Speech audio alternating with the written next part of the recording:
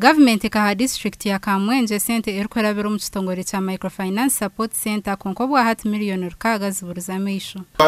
Report rero igamba sente zikagenda sti ubundi zimwezi kibwa abashuma bakondo izindi zayibwa abatwaye bazengurize ubundi izindi zayibwa abakozi mu musako tutegereze report okweri jeri nicyo turatwe kibakweta way forward.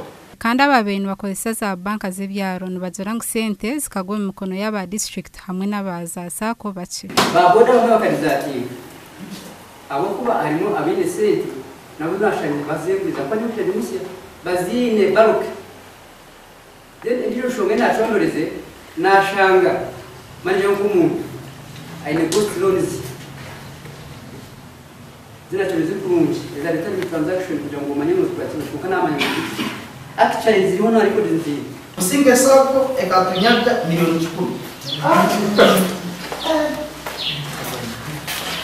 kahunge rube kurungi aba bantu bayine sente nyingi Miriyooni 10 twine Kamwenge volunteers itunyagire Miriyooni 8 kandi cicihire mukuru wentebe ya katano mu mbera nuko korabura abantu bona Abariire sente kuzigarra. We have recruited ninga tutireho umwebembezi webyasako omusiya utukweta district commercial office ha district commercial office obo tumushabire kukore icyo bakwita investigation ayitorore mu magomboro muzasako ari bizasakwezi eyagwire ekagwisubwa ki ayijona report.